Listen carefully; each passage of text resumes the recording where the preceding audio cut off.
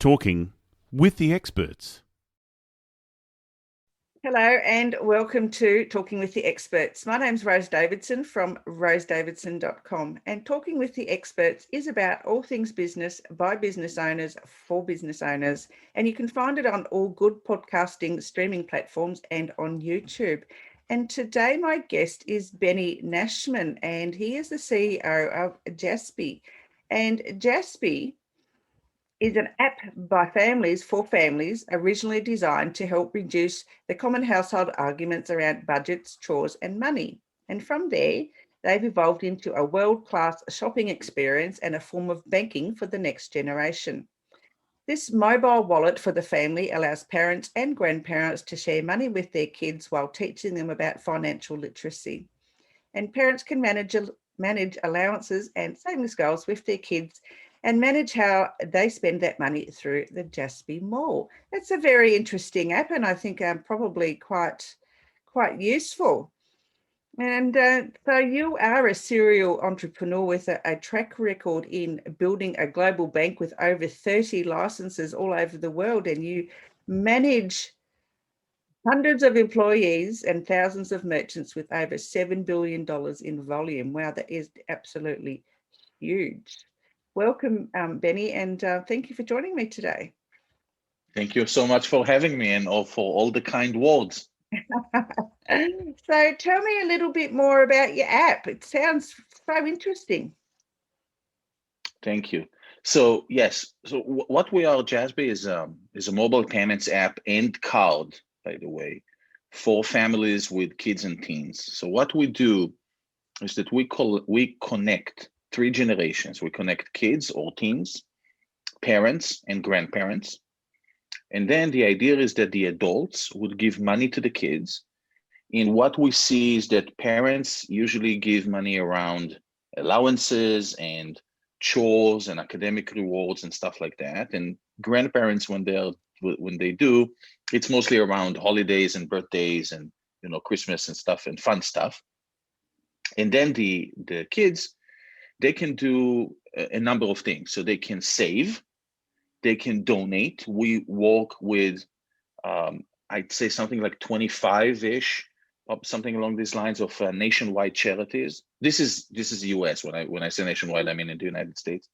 Anywhere from American Cancer Society to Girls Who Code to the Conservation Fund, so everybody can find something that they identify with.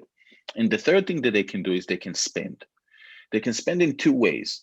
And actually, we have kind of two programs. We have what we call the Jaspy Preferred. Jaspy Preferred starts with younger kids, and I'd say anywhere between 6 and 12, 13, something like that. And then we have the ability to add on top of it a debit card. We work in partnership with MasterCard. And the debit card is really for anybody who wants it, but mostly we see it with a little bit older kids, with teenagers, with kids in middle school and above. And we offer, so if you have a card, you can buy with it anywhere that MasterCard is accepted, which is basically anywhere. And everybody always can buy at the Jaspy shop, where we sell anywhere from fashion to video games, accessories, and stuff like that. And maybe one of the most important things on top of everything is that we are very, very focused on financial literacy and on rewarding you for doing the right thing. So financial literacy has become, over the last 10, maybe 15 years, maybe even a little bit longer, a huge issue, but also a huge opportunity. I'd say not only in the US, but maybe in the Western Hemisphere, where we don't do good by our kids by the fact that we don't teach them about money. And again, I know less about what's happening in your side of the world in Australia, but I can tell you that here, most states and most schools, the vast majority of, do not teach about money at school. No, they don't hear either. And, It's it's they not. get Yeah, they get out into the world and they have no idea what to do. exactly. So I always tell people, it's very usually when we talk about financial literacy, because it's such a problem, then it's always around negative. It's about like we just did, right? So financial literacy, we're not doing well by our kids. That's what I said. The kids don't do well. The United States is, if you rank the countries around the world in financial literacy terms, the United States is not in a good place, and so on and so forth. So it's always around the negative. But one of the things that I'm trying to do, and we're trying to do with JASB, is bring, the good news, the gospel, if you will, of financial literacy. And there are a lot of good news. So I give you, for example, that it's not difficult to get started. And it's not difficult to increase what you know and how you do financial literacy wise with just a few simple actions. And one of the things that we strive to do is that we reward you if you do right. So, it became very, it's very fashionable. And I think for the right reasons, by the way, in the last few years, for insurance companies, for example, to reward you. So if you buy a car insurance from a car insurance company, and it's easy to measure today, and you are a safe driver and you always drive under 65 miles per hour, then you'll get, money back on your premium. If you buy life insurance and you stop smoking, or if you don't smoke but you start running a couple of times a week, a few miles, then you get some cash back, on your premium, and so on and so forth. So the idea, and it's a smart business idea, is to reward you for good behavior, and then it's win-win, right? It's good for the insurance company, it's good for you. Same thing with JASB. So we know, for example, that savings is one of the most important things for a successful, adult life around finance. So the earlier you start, the better you are. Budgeting, learning how to budget. There are a few easy things that you can do, and you can start very early. So one of the things that we do is that we reward you. And I give you a few examples on how we reward you. So for example, open a savings account. And you can open a savings account when you're in first grade. Why wouldn't you? You can do it even before. So if you open a savings account, you get reward points that are transferable into money. If you open a savings account now, every month, put, at least $3 there. You get reward points. Once every quarter, donate to charity. You get reward points. We are now introducing, I think by literally next month, we're working with the partner to bring very nice, short, and very informative videos, 2-3 minutes, no longer than that, around financial literacy. So you can say, hey, a condition to your allowance every Sunday, watch a 2-minute video about financial literacy, and then I'll release your allowance. Or I'll give you $15 every Monday, but if you watch a 2-minute video about financial literacy, I'll give you 20, and so on and so forth. So again, it's very easy with a series of a few simple steps that we guide you through to increase your knowledge and to increase what we call the financial literacy score. So we give you some sort of a gauge to the family per kid to where you are. And with a few easy steps, you can really, really do much better. So again, the idea is not constantly saying how everything is bad, but how easy it is to get things better.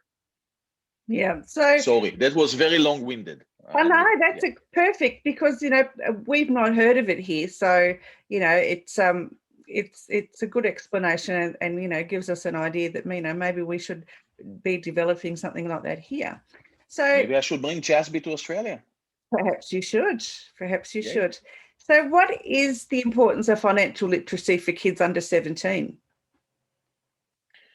So look, we live in a very complex world, right? And I think skills, like everything, I give you an example that's not related, but we'll tie it in together.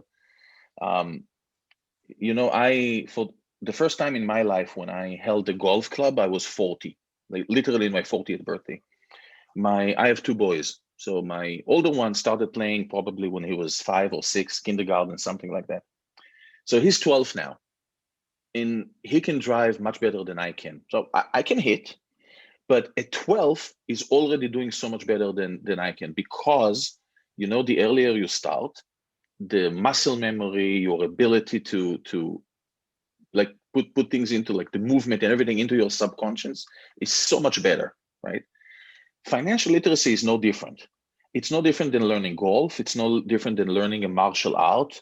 When you're starting practicing karate, every movement in the kata is something that you need to think about, and it's something that you need to concentrate, and you're very awkward and you're not doing it right.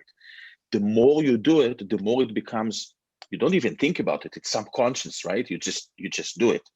It's the same with every skill that you learn. The earlier you start, the more natural it becomes, the more part of you it becomes. So people always ask me, how early can I start? So, man, like I probably wouldn't let a 2 or 3-year-old use Jasby. It's probably too early. But by the way, if you're a parent, if you're a grandparent, and you just had a grandchild, open an account for them and start depositing $10 every month, $5 every month. Doesn't matter. It accumulates, without even understanding. But for the kid himself, probably around first grade, when they start using apps by themselves, when they start watching videos like on YouTube and stuff like that by themselves, they can easily use that. It's the same thing. And then you adjust the level. Obviously, again, a first grader and somebody in ninth grade won't use it the same way, but it doesn't matter. The very basic, the understanding of what savings means, and putting a few dollars every month into savings, and then watching as this number goes up, not only because you put more, but because there is a little bit of interest. And then understanding that interest means that if you save, you get a little bit more. All of this is wonderful. And sometimes that's all you need. And the earlier you do it, the more natural it becomes. And, the more sophisticated and successful probably your child will be. And the data shows, by the way, and this is not, it shows it, and it shows for a long while across a long number of countries, that kids who are exposed to money, kids that have some sort of a budgeting experience, and budgeting doesn't need to be complicated. It can mean that you give them $10 a week and they need to figure out how to buy what they want with this. Again, it doesn't need to be uber complicated. Kids who are introduced to the concept of savings early, they grow up to be more successful adults. Yeah, that makes a lot of sense, actually. I tried to teach my kids how to use money, and they're quite good at it. They've saved. My son's saving to buy a house. My daughter is, they're all trying to save to buy a house. So, it's because of the early, use your pocket money for what you want. And if you want something, you need to save for it, because, I just didn't buy stuff willy-nilly for them. They had to earn it. So, yeah. It's also very empowering. Yes. I tell people, regardless of the age, again, it's true for teenagers, it's true for younger kids. Once they get their own money and their own responsibility, and everybody's going to make mistakes at the beginning, and it's okay to make mistakes, but it takes away that, hey, Dad, can you buy this for me? And I need this one and this thing. And, it's an empowering answer. I'm saying this seriously, not to sound cynical. Again, I have boys, so I always think about, boys. But, it's not my decision, it's yours. You get money, you get a budget. Now you think you need this, go ahead and buy it. You want to save for something bigger. It's not, it's not the tantrum that I need this, I want this. It's your decision. It's your responsibility. It's an empowering message. It is, absolutely. Yeah, I agree. So how do you prepare a child to handle money when they leave home? Because as we discussed earlier, most children, teenagers aren't prepared to leave home, and they don't have any clue on how to budget or how to spend their money. So again, let's assume that you start early and you build some sort of a familiarity around money.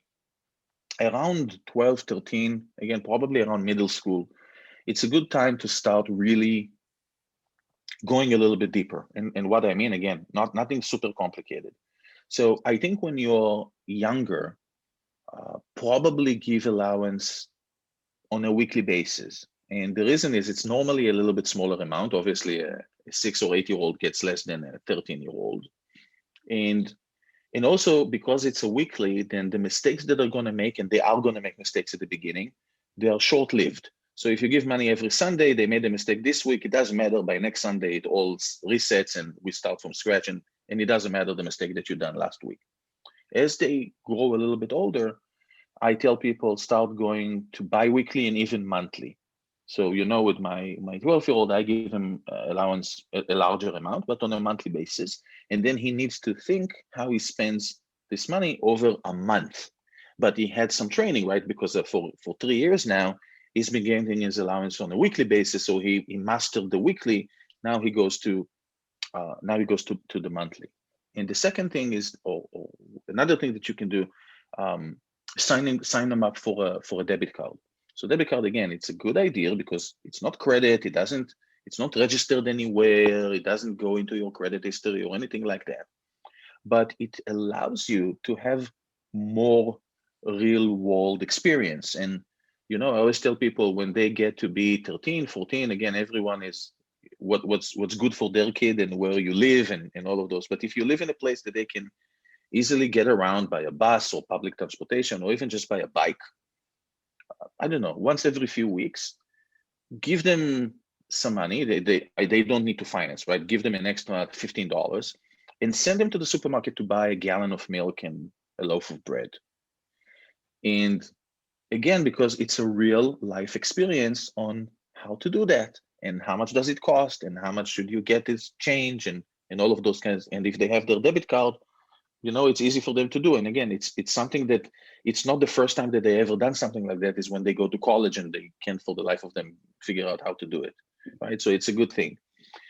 Start a savings account and put a goal that every week or every month or whatever period of time works for you, put some money into the savings account. And it doesn't have to be a lot. It's an amount that you can manage. It can be $1. It doesn't matter. Whatever works for you. Start with something small and increase it a little bit over time. But then talk to your kid about interest and how when you're saving money, interest is your friend. When you're borrowing money, interest is your enemy, right? All those little concepts, they build up. Kids get used to, okay, I'm getting that amount of money for a month, and now I need to plan what I want to do.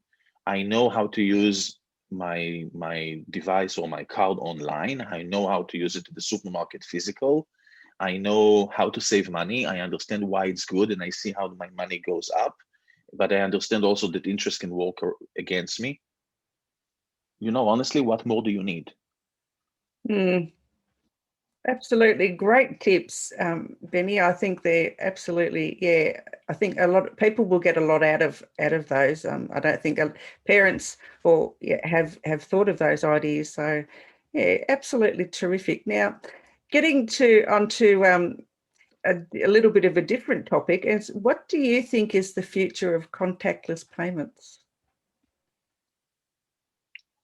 So I think contactless payments is the future. I think that the cards and the plastic cards, have been with us. Look, the original payment card was in the 1930s, was before World War II. The modern day credit or debit card, the way that we really are used to it today, is from the very early 50s. I think I'm saying this from memory and I might be wrong, but I think that Visa was formed in 1952. So it's around that time.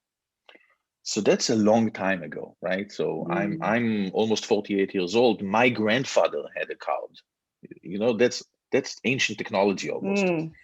And I think as we move forward, I believe that within 5 years, something like that, we won't see cards anymore, not plastic. It probably would move first stage to the phone, which is mostly it is today anyway. And I think younger people more and more use their phones as a means to pay. And as they grow up, the plastic cards are just going to disappear. By the way, we at Jazzby, when we issue the MasterCard card, we issue a virtual card that works on your phone. If you want a plastic card, you need to ask for it and we'll send it to you, but this is not the norm. So what we do for vast majority of our clients, it's just we have a virtual cards, and I don't think the teenagers need anything else. The plastic cards are less safe. They're more prone for you to lose them. When you swipe the cards, it's easy to scam and take away the data from the card. It's easier for hackers and cheaters and bad people to use this. So the virtual contactless technology is much safer.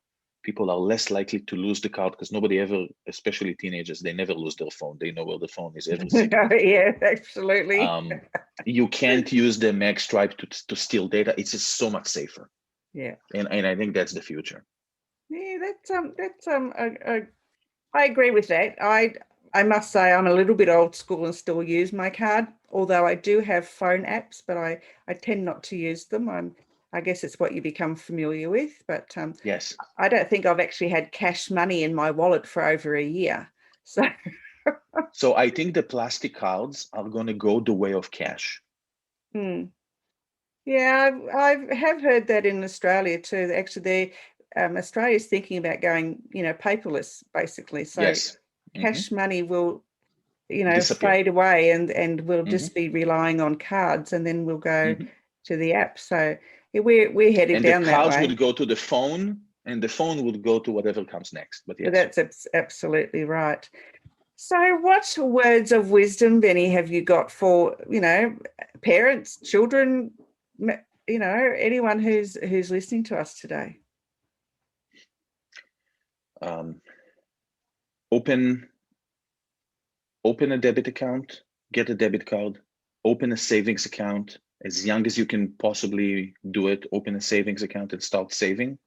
And then when you're old enough, and old enough is probably in your teens, 14, 15, start investing a little bit, a few dollars, buy a stock of a company that you like. What I always do is that if I buy any shares of companies, any stock of companies directly, I only buy stock of companies that I use. So if I have an iPhone, I buy Apple. If I drink my coffee at Starbucks, I buy Starbucks. If I wear, you know what I mean? I'm just randomly picking.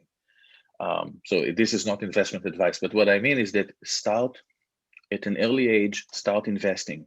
If there are 2 things or 3 things that I can tell you, and again, it's not me, it's data.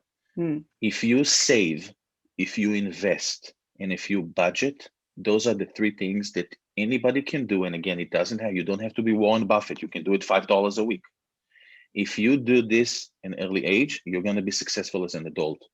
It's not 100%. There's no absolute guarantee. Of course, there are other things, but those 3 things, and especially, by the way, saving and investing, that's the difference between the life.